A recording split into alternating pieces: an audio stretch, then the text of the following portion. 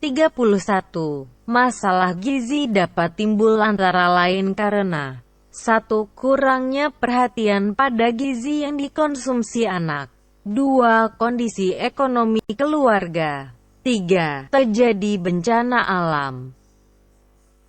Jawab 1,2 dan 3 benar semua karena timbulnya masalah gizi antara lain disebabkan kondisi ekonomi keluarga yang kurang, adanya bencana alam dan kesehatan orang tua maupun kondisi ibu yang bekerja sehingga seringkali perhatian terhadap anak diserahkan kepada orang lain yang kurang memperhatikan gizi yang dikonsumsi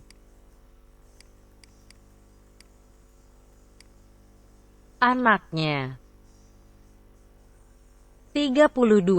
Di Indonesia masalah gizi yang utama terjadi adalah kekurangan 1. Vitamin A2, kalori dan protein. 3. Garam besi. Jawab 1, 2 dan 3 benar semua karena masalah gizi utama di Indonesia adalah kurang kalori dan protein, vitamin A, garam besi dan gondok endemik. 33. Ciri anak sehat bila dilihat dari segi psikis antara lain 1. Mudah menyesuaikan diri dengan lingkungan. 2. Perasaan bertambah peka. 3. Pikiran bertambah cerdas.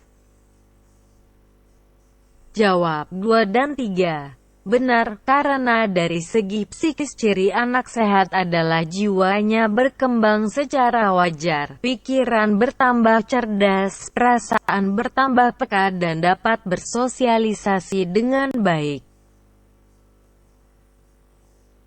Nomor 1 salah, karena merupakan ciri anak sehat dilihat dari segi sosial. 34. Gejala demam berdarah adalah 1. Perut dan kerongkongan terasa sakit. 2. Ujung kaki dan jari tangan terasa dingin. 3. Demam tinggi. Jawab 1, 2 dan 3 benar semua karena gejala demam berdarah adalah demam tinggi disertai sakit kepala, mual, perut dan kerongkongan terasa sakit, ujung kaki dan jari tangan terasa dingin, batuk, sesak nafas, timbul bintik-bintik merah pada kulit, serta dapat terjadi pendarahan pada hidung dan putih mata. 35. Kebiasaan yang harus dilakukan agar anak tetap sehat adalah 1. Istirahat cukup. 2. Tidur 7-8 jam sehari. 3. Mempertahankan berat tubuh yang dikehendaki.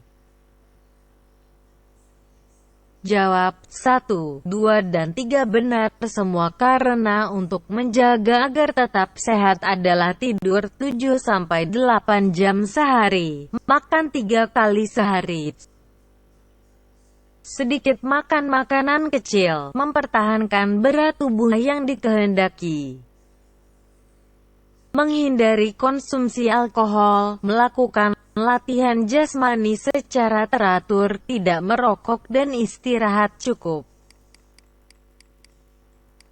36. Kebiasaan buruk pada anak yang dapat mengganggu kesehatan gigi dan rongga mulut adalah 1. Menggigit pensil. 2. Menggigit bibir. 3. Mengisap ibu jari. Jawab 1, 2 dan 3 benar semua karena menggigit pensil, menggigit bibir dan menghisap ibu jari dapat mengakibatkan kelainan pada susunan gigi dan kelainan rongga mulut. 37. Usaha Kesehatan Sekolah (UKS) dibentuk dengan tujuan 1. Pengobatan dan pencegahan terhadap penyakit gigi.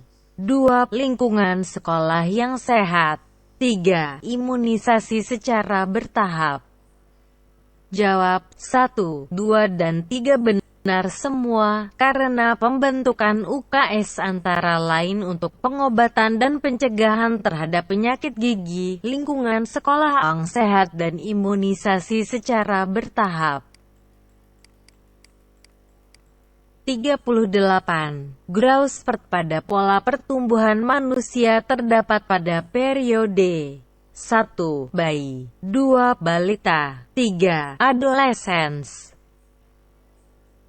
Jawab 1,2 dan 3 benar semua, karena growth spurt pertumbuhan manusia terdapat pada periode bayi dan balita, remaja dan adolescence. 39. Faktor dalam yang mempengaruhi proses tumbuh kembang anak adalah 1. Kemampuan intelektual 2. Warna rambut 3. Sifat emosi. Jawab 1,2 dan 3 benar semua, karena proses tumbuh kembang anak yang dipengaruhi faktor dalam faktor keturunan antara lain kemampuan intelektual, warna rambut dan sifat emosi. 40. Penyebab tidak langsung dari defisiensi kurang kalori protein adalah 1. Gangguan penyerapan 2. Konsumsi kurang 3. Hambatan utilisasi. Jawab 1 dan 3 benar semua, karena penyebab tidak langsung kurang kalori protein (KKP sekunder) adalah hambatan absorpsi, penyerapan, dan hambatan utilisasi, penggunaan zat-zat gizi. Nomor 2 salah, karena merupakan penyebab langsung. 41. Hambatan penyerapan vitamin A dapat terjadi karena makanan yang dihidangkan mengandung 1. Lemak dengan kadar rendah 2. Protein dengan kadar rendah 3. Sayuran kurang. Jawab 1,2 dan 3 betul semua. Karena yang menyebabkan hambatan dalam penyerapan vitamin A antara lain karena hidangan yang disajikan mengandung rendah lemak dan protein serta karena daya beli yang rendah menyebabkan bahan makanan nabati yang kaya akan vitamin A berkurang. 42. Fortifikasi merupakan salah satu upaya untuk menanggulangi kekurangan zat besi melalui bahan makanan. 1. Garam dapur 2. Tepung terigu 3. Penyedap masakan. Jawab 1,2 dan 3 betul semua karena fortifikasi bahan makanan dengan zat besi seperti garam dapur, tepung terigu dan penyedap masakan. 43. Bila zat gizi yang diperlukan untuk pembentukan dendrit kurang sehingga pembentukan sinaps pun berkurang, maka akan menyebabkan 1. Daya ingat kurang 2. Kapasitas belajar kurang 3. Cepat terserang penyakit. Jawab 1,2 dan 3 betul semua karena bila pada masa puncak pembentukan dendrit tidak tersedia cukup zat gizi, maka jumlah sinaps yang terbentuk akan berkurang dan pada gilirannya fungsi mental berkurang seperti daya ingat, kapasitas belajar dan cepat terserang penyakit. 44. Menu yang mengandung semua bahan makanan yang dibutuhkan dapat diartikan bahwa menu tersebut mengandung bahan makanan: 1. Karbohidrat, 2. Protein dan lemak, 3. Sayur dan buah. Jawab 1,2 dan betul semua, karena menu sehat harus mengandung bahan makanan pemberi tenaga atau energi, karbohidrat, pembangun dan pemelihara jaringan tubuh, protein dan lemak, serta pengatur metabolisme dan berbagai keseimbangan dalam sel tubuh, sayur dan buah. 45. Hidangan yang biasanya disiapkan untuk sarapan pagi adalah: 1. Cepat dan mudah dalam persiapannya, 2. Mengandung kandungan gizi lengkap, 3. Berguna sebagai penambah zat gizi. Korek. Jawab 1 dan 2. Benar, karena menu makan pagi biasanya dipilih hidangan yang cepat dan mudah dalam persiapan, penyajian dan dimakan, serta diusahakan agar hidangan yang disajikan mengandung zat gizi yang cukup lengkap. 46. Cara menyiangi ikan agar tidak cepat busuk adalah dengan cara secepatnya: 1. Membuang insang, 2. Memotong daging, 3. Membuang isi perut.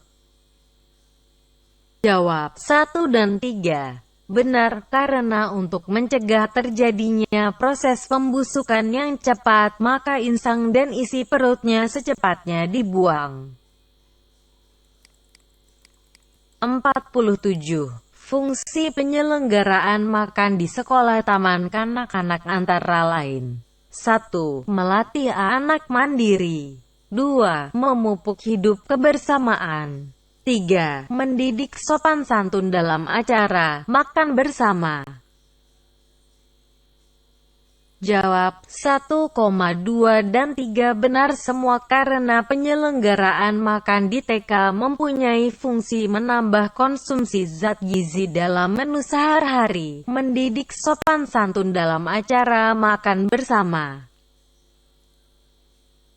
memupuk hidup kebersamaan, dan melatih anak mandiri dalam hal makan sendiri.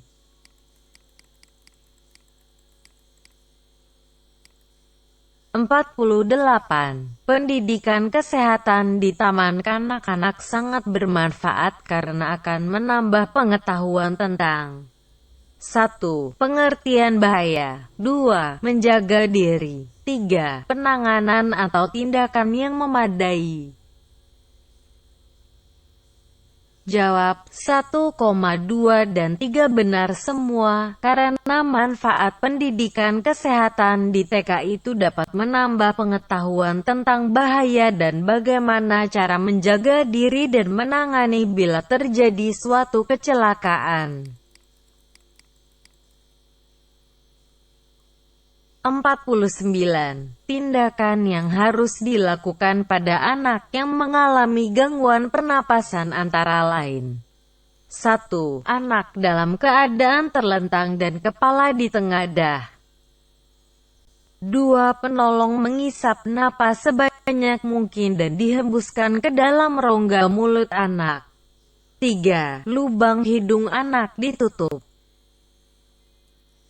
Jawab 1,2 dan 3 benar semua, karena pada pertolongan gangguan pernapasan, posisi anak terlentang dengan kepala tengadah, penolong menghisap udara sebanyak mungkin, hembuskan ke mulut dan usahakan udara tidak keluar dengan cara menutup lubang hidung anak dengan jari. 50. Cara untuk membalut luka pada pergelangan tangan adalah: 1. Perhatikan letak kain kasa, 2. Tekan kain kasa dengan jari tangan, 3. Libatkan kain kasa pengikat pada pergelangan tangan. Jawab, 1, 2, dan 3 benar semua karena untuk membalut luka di pergelangan tangan harus diperhatikan cara meletakkan kain kasa dengan ditekan oleh jari tangan. Kemudian kain kasa pengikat dilibatkan pada pergelangan tangan dan diikat.